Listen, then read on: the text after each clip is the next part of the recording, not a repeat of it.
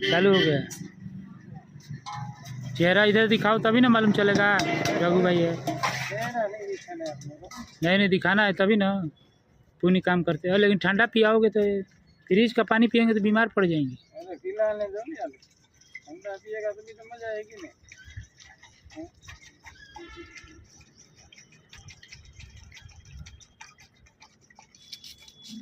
ये भी भैंस तो बुद्धि है, वो उसको भी पानी पिएगा।